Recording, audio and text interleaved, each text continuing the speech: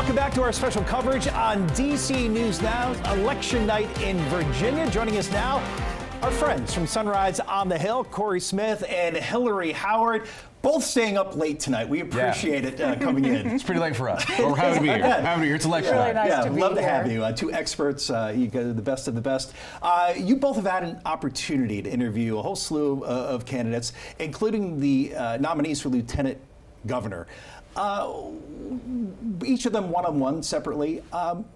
What's it like with each? Ghazala, Hashmi, and John Reid, of course. The differences and just what the interviews were like. Well, you know, they sort of track to the professions that they've had, right? John Reid is a broadcaster. He's on, he's affable, he's very cogent, he's very good on messaging, right? And Hashmi is very deliberate. I mean, she's a woman who has a doctoral degree in philosophy. There's nothing that I don't think comes out of her mouth that she hasn't already processed and decided quite deliberately to say.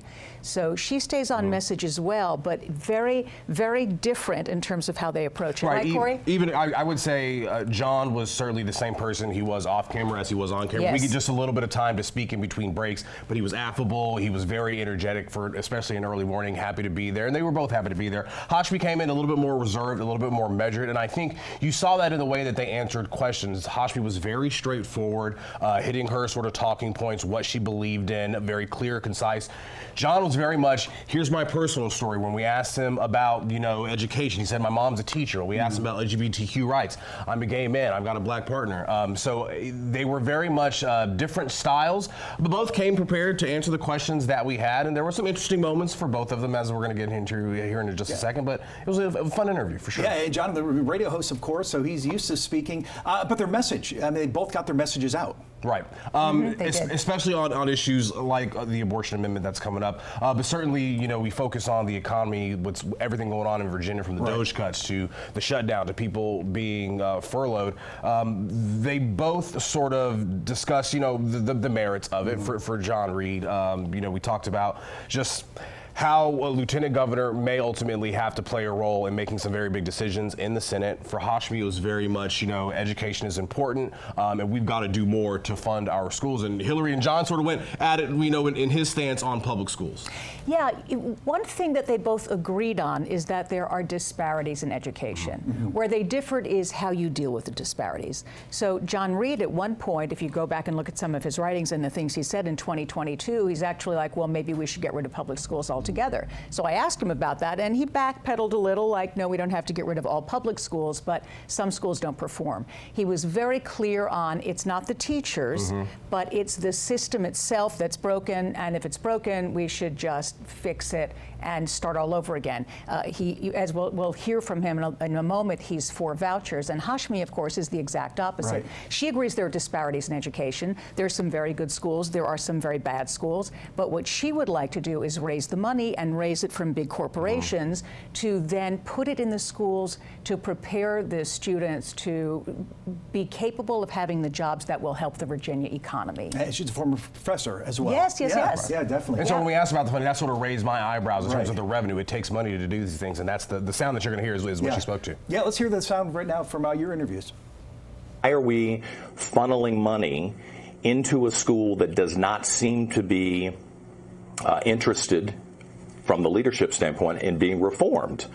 You know, we need good data so that we can decide whether the schools are producing students who can minimally read and write at grade level, and hopefully when they're 18, they're prepared to be good citizens. The suggestion here is not just to bash the public school system, it's to provide other options. I'm absolutely opposed to the voucher system. We see how destructive vouchers are to public education themselves.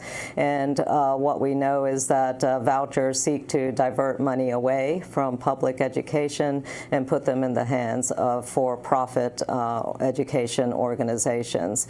What we really need to do is to invest in education rather than defund public education. One thing she said that was very interesting is that Virginia public schools have been underfunded $6.6 billion because they use an old rubric for funding that most states don't use anymore. Very few of them do. So what she wants to make sure the state eventually does is change the way that whole funding mechanism works, so through surplus funds, and then start to dole that out so schools can become more equitable. Yeah, fascinating interview with both candidates, definitely. All right, I am returning the favor tomorrow morning. Hillary and Cory staying up late tonight. I'm getting up early tomorrow. I'll be joining Cory and Hillary tomorrow morning, 8 o'clock on Sunrise on the Hill, and I'm really excited to join you guys and just tell our viewers who maybe aren't up that early. I think you guys have the best local political newscast in America. Oh, stop! I really do. You guys have such a unique newscast. Right. Well, look, I think unique, what makes us unique is we are talking about these big, complicated national issues, but there is always a local tie-in, whether it's SNAP benefits being cut for hundreds of thousands of people in DMV, whether it's an election, whether it's the shutdown. Every national story ultimately is local, right? All politics is local, and that's what really drives us. It's less about the horse race and more about how are the policies on the Hill impacting real people where they live. Yeah, good stuff. You are the best of the best. I mean it. We try. Back at you. Yeah, we'll see you tomorrow morning, bright and early. Tomorrow morning. Coffee. Yeah.